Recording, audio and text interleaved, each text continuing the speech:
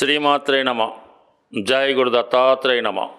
ఈ వీడియోలో మనం ప్రస్తుతం గురువు యొక్క గమనంలో గురుగ్రహం నవంబర్ 12వ తారీఖు నుంచి అంటే 2025 నవంబర్ 12 నుంచి 11వ తారీఖు మార్చి 2026 వరకు కూడా గురుగ్రహం వక్రగమనం పొందడం జరుగుతూ ఉంది.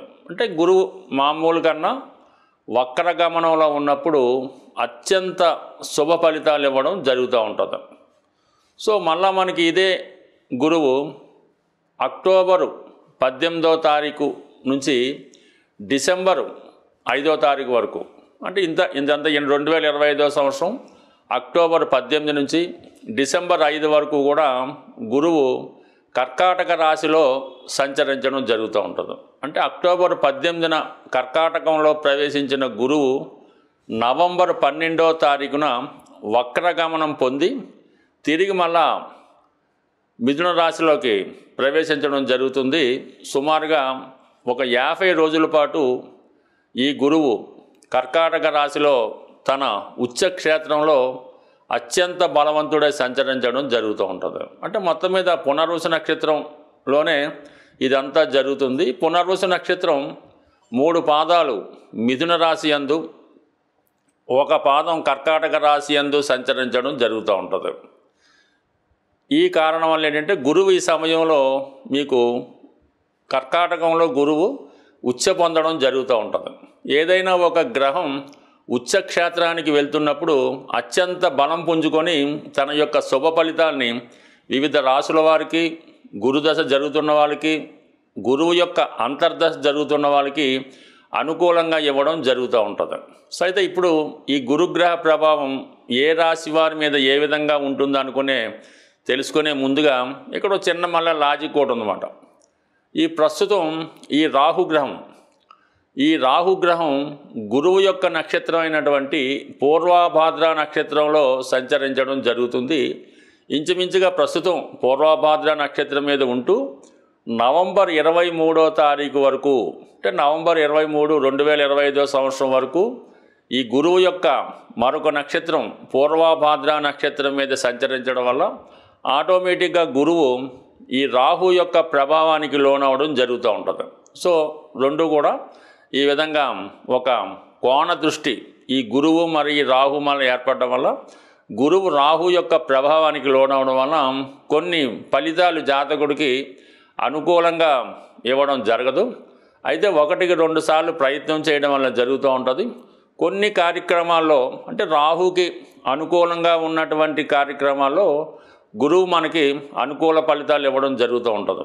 ఏదైనా గురువు ఒక భావంలో ఉన్న ఒక స్థానంలో ఉన్న ఆ భావాన్ని ఎక్స్పాండ్ చేయడం జరుగుతూ ఉంటుంది. ఆ భావాన్ని బాగా పెంచుతూ ఉంటాడు అనమాట. అంటే ధనస్థానంలో ఉంటే బాగా ధనవంతుని చేస్తాడు, సంతాన స్థానంలో ఉంటే ఎక్కువ సంతానాన్ని ఇస్తూ ఉంటాడు. సేమ్ రాహు కూడా అదే పద్ధతి.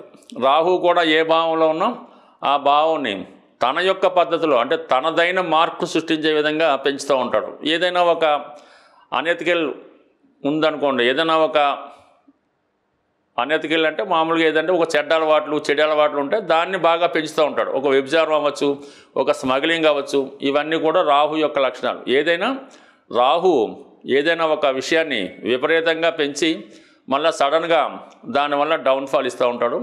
సో ఇప్పుడు ఈ రాహు నవంబర్ 23 వరకు మనకి ఈ పూర్వభాద్ర నక్షత్రంలో సంచరించడం వల్ల గురువు అప్పటి వరకు కొన్ని మిశ్రమ ఫలితాలు ఇస్తూ అందువల్ల ఏంటంటే ఏ రాశి వారికి ఏ విధమైనటువంటి ఫలితం రావడం జరుగుతుంటుందని తెలుసుకునే ప్రయత్నంలో గురువు యొక్క కారకత్వాలంటే గురువు శుభగ్రహం, అటు ధనకారకుడు అంటే 2వ స్థానానికి కుటుంబానికి, పంచమ స్థానం సంతానానికి, జాతకుల్లో ఉన్నటువంటి తెలివితేటలకి, ఉన్నత విద్యకి, పూర్వపుణ్యానికి కారణమవుతుంటాడు. 11వ భావానికి అంటే ధన లాభానికి కారణమవుతుంటాడు. సో ఈ విధంగా గురువు తన కారకత్వాల ద్వారా తన ఉన్న స్థానాల ద్వారా జాతకుడికి శుభ ఫలితాలు ఇచ్చే ప్రయత్నం జరుగుతూ ఉంటుంది.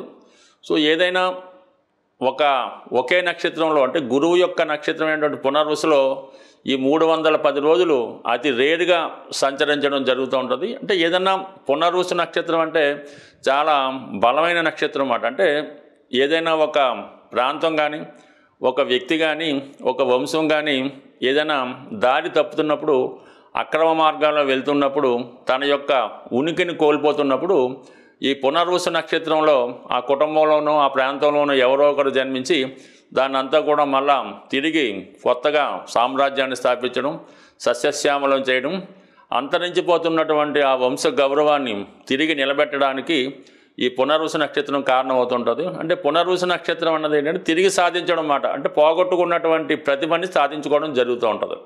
ఇప్పుడు ఎవరికైతే ఈ గురుగ్రహం అనుకూలంగా ఉంటుందో వాళ్ళు గతంలో ఏవైతే పోగొట్టుకున్నారో, దేనికోసం అయితే ప్రయత్నం చేస్తున్నారో అవన్నీ కూడా ఈ గురువు మనకి ఈ పునర్వసు నక్షత్రం మీద సంచరిస్తున్నటువంటి టైంలో ఎవరికి ఏ విధంగా లాభం పొందుతున్నది కొద్దిగా రాశుల వారిగా తెలుసుకునే ప్రయత్నం చేద్దాం. సో ఏదైనా ఈ డేట్లు ఇవన్నీ కూడా 1-2 సార్లు మీరు విని జాగ్రత్తగా గమనిస్తే అటు జ్యోతిష విద్యార్థులకి, జ్యోతిషంలో కొత్తగా ప్రవేశిస్తున్న వారికి, అలాగే మంచి ప్రయత్నాలు చేద్దామని ఎదురు చూస్తున్న వాళ్ళకు కూడా ఈ యొక్క వీడియో మీకు బాగా ఉపయోగపడుతుందని ఆశిస్తూ కొద్దిగా డీటెయిల్గా, కొద్దిగా పెద్ద వీడియో అయినా డీటెయిల్గా చెప్పడం జరిగింది. బట్ ఏదైనా శాస్త్రం మీద అభిమానం ఉన్న వాళ్ళకి, కొద్దిగా మైండ్ పెట్టి వింటున్న వాళ్ళకి ఇది ఖచ్చితంగా ఉపయోగపడుతుంది. ధనుసు రాశి వారికి రాశ్యాధిపతి గురువు స్వనక్షత్రమైనటువంటి పునర్వసు నక్షత్రంలో 310 రోజుల పాటు అంటే జూన్ 18, 2026 వరకు తన యొక్క గమనాన్ని ప్రారంభించడం వల్ల ఎస్పెషల్లీ ధనుసు రాశి వారికి జరిగే శుభ ఫలితాలు, దానివల్ల కలిగే ప్రయోజనాలు తెలుసుకుందాం. అంటే ఎక్కువగా ఈ ధనుసు రాశి వారికే ఎక్కువ ప్రయోజనం కలుగుతూ ఉంటుంది. అంటే గురువు స్వక్షేత్రంలో ప్రవేశించాడు అంటే ఖచ్చితంగా తను ఉన్న భావ ఫలితాలు తన యొక్క సొంత రాశులైనటువంటి ధనుస్సు, మీనరాశి ఫలితాలు ఇవ్వడం జరుగుతూ ఉంటుంది. ఆ ఫలితాలు మీకు ఇప్పుడు వ్యక్తిగతంగా ధనుసు రాశి వారికి ఎస్పెషల్ ఏమవుతుందంటే ఈ మీలో ఉన్నటువంటి కొన్ని బలహీనతలు ఏవైనా ఉంటే వాటిని చాలా వరకు పరిష్కరించుకుంటారు. కొత్త ఆలోచనలు, కొత్త అలవాట్లు ఆచరిస్తారన్నమాట. అంటే దైనందిన జీవితంలో కొన్ని మార్పులు చేసుకుంటారు. ఒక రెగ్యులారిటీ వస్తుంది. పుణ్య కార్యక్రమాలు, ఆరోగ్యం కోసం జాగ్రత్తలు తీసుకోవడం, అలాగే క్రమశిక్షణతో ఉండడం, ఇవన్నీ జాతకుడికి వస్తూ ఉంటాయి. చిన్న చిన్న బలహీనతలు ఉంటే బయటపడుతూ ఉంటారు. ఇక చతుర్థ భావంలో శనిగ్రహం ఉండడం వల్ల కొద్దిగా అర్ధాష్టమ శని ఫలితాల నుంచి బయటపడతారన్నమాట. అంటే కొద్దిగా మనకి మనసుకు కష్టం లేకుండా కొద్దిగా సంతోషంగా హ్యాపీగా ఉండడం, ఎస్పెషల్లీ గృహంలో ఉన్నటువంటి సమస్యలు, ఏదైనా ఆస్తి తగాదాలు, పేరెంట్స్తో ఉన్న విభేదాలు, అలాగే చదువులో ఉన్నటువంటి సమస్యలు, ఈ స్థిరాస్తి పైన ఉన్నటువంటి ఆర్థిక లావాదేవీలు, ఇవన్నీ కూడా చాలా వరకు మీకు పరిష్కారం అవుతాయి. ఎస్పెషల్లీ విద్యార్థులకి 4వ స్థానంలో శనిగ్రహ ప్రభావం అంటే విద్యకు ఆటంకాలు ఏర్పడుతూ ఉంటాయి. ఎంత చదివినా జ్ఞాపకం ఉండదు, పరీక్షల్లో అనుకున్న మార్పులు రావు. ఈ సమయంలో మీకు ఆటోమేటిక్గా విద్యలో ఇంట్రెస్ట్ పెరుగుతుంది. చాలా వరకు విద్యని కంప్లీట్ చేసుకుంటూ ఉంటారు. ఇవన్నీ మీకు అనుకూలంగా రావడం జరుగుతూ ఉంది. ఇంకా సప్తమంలో ఉన్నాడు. ఇంకా కంపల్సరీగా సప్తమం ఏం చెప్తుంది? వివాహం, భార్య, జీవిత భాగస్వామి, అఫైర్స్, విదేశ ప్రయాణాలు, ముఖ్యంగా ఉద్యోగం. అంటే ఉద్యోగంలో ఏ విధంగా ఉంటుందన్నది సప్తమ భావం చెప్తుంది. అంటే దశమాత్ దశమం సప్తమం చెప్తుంది. అంటే ఉద్యోగంలో ఉన్నటువంటి బెనిఫిట్స్ ఇవన్నీ కూడా గురువు సప్తంలో ఉండడం వల్ల వివాహ విషయంలో ఆలస్యమైనా సరే మీ వివాహ ప్రయత్నాలు చాలా వరకు ఫలిస్తాయి. అలాగే కొత్త పరిచయాలు ఏర్పడడం జరుగుతుంది. ఎక్కువ హై సర్కిల్లో మేధావులు, బాగా విద్యావంతులు, ప్రొఫెసర్ లాంటి వాళ్ళు పరిచయం అవడం, వారితో కొన్ని విషయాలు తెలుసుకోవడం, వారు మిమ్మల్ని మంచి మార్గంలో పెట్టే ప్రయత్నాలు, అంటే మంచి మార్గంలో వాళ్ళు పెట్టరు, మీరు వారి నుంచి కొన్ని విషయాలు తెలుసుకొని మిమ్మల్ని మీరు సంస్కరించుకుంటూ ఉంటారు. అంటే ఎప్పుడు ధనుసు రాశి వారు వారి యొక్క లైఫ్ని ఇంప్రూవ్ చేసుకునే ప్రయత్నం జరుగుతూ ఉంటుంది. అంటే ఏ రోజుకి ఆ రోజే కొత్త విషయాలు తెలుసుకోవడం, దాన్ని ఇంప్లిమెంట్ చేసుకోవడం, ఈ విధంగా జీవితం అంతా కూడా వాళ్ళు వారి యొక్క అభివృద్ధి కోసం కృషి చేస్తూ ఉంటారు. కాబట్టి ఎప్పుడు ఎవరు ఏది చెప్పినా కూడా దాంట్లో మంచిని మాత్రమే తీసుకొని మంచి మార్గం వైపు వెళ్ళేవాళ్ళు. అలాగే వీళ్ళకి వచ్చిన మంచి మార్గాన్ని 10 మందికి చెప్పడంలో ఎప్పుడు ఈ ధనుసు రాశి వారు గురువు యొక్క స్థానాన్ని నిలబెట్టుకునే ప్రయత్నం చేస్తూ ఉంటారు. అంటే వాళ్ళు ఏ స్థాయిలో ఉన్నా దేనికదే జరుగుతూ ఉంటుంది. మొత్తం మీద ఏంటంటే ఇప్పుడు వీళ్ళకి కొన్ని కొత్త అవకాశాలు రావడం, అలాగే ఎక్కువగా ఏంటంటే వీళ్ళలో ఉన్నటువంటి విద్వత్తుకి, టాలెంట్కి గుర్తింపు రావడం జరుగుతూ ఉంటుంది అన్నమాట ఓవరాల్గా ఇది. అయితే అక్టోబర్ 18 నుంచి డిసెంబర్ 5 మధ్యలో మరి గురువు అష్టమంలోకి రాబోతున్నాడు. ఉచ్చులోకి రావడం వల్ల అయితే ధనుసు రాశి వారికి గోచారమైన, జన్మజాతకమైన, దశల్లో అయినా గురువు ఎంత బలంగా ఉంటే అంత మంచి ఫలితాలు వస్తాయి. గురువు ఏ శుభగ్రహంతో కలిస్తే ఆ ఫలితాలు రావడం జరుగుతూ ఉంటుంది. కాబట్టి గురువు ప్రస్తుతం కర్కాటకంలో ఉచ్చులోకి రావడం వల్ల ఆటోమేటిక్గా మీ యొక్క ప్రావీణ్యం పెరుగుతూ ఉంటుంది, టాలెంట్ పెరుగుతూ ఉంటుంది, కొత్త విషయాలు తెలుసుకుంటారు. అంటే దశమానికి అష్టమం లాభస్థానం అవడంలో సడన్గా మీ యొక్క వృత్తిలో హోదా పెరుగుతూ ఉంటుంది. ఒక సెలబ్రిటీ హోదా అవ్వచ్చు.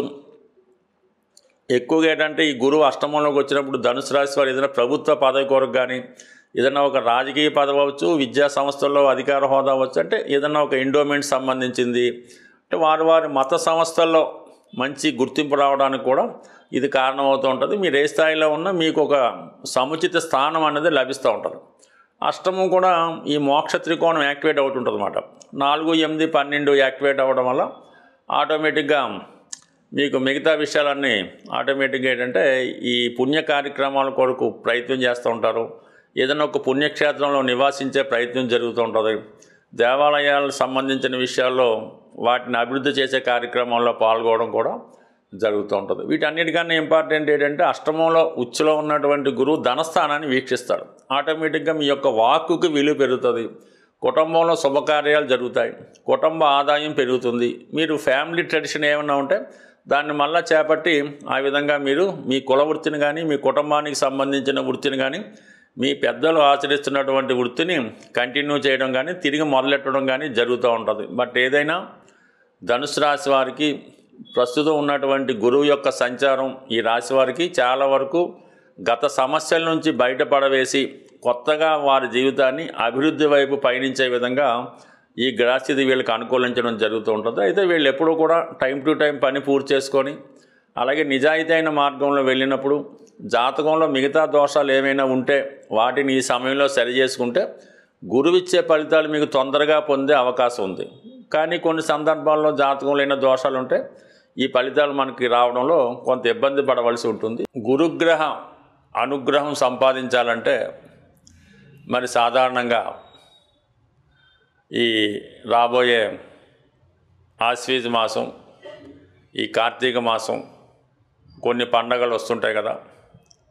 కార్తీక మాసంలో ఎస్పెషల్లీ మీరు ఏదైనా ఒక శివమాల ధరించిన, వెంకటేశ్వర స్వామికి సంబంధించినటువంటి మాల ధరించిన, లేదంటే రేపు దసరాలో అమ్మవారికి సంబంధించిన సంకల్పం తీసుకొని మాల ధరించిన, లేదు అయ్యప్ప స్వామి దీక్ష తీసుకున్న, ఏదో ఒక దీక్ష మీరు అది 40 రోజులు, అర్ధమండలమో, 8 రోజులు మీ యొక్క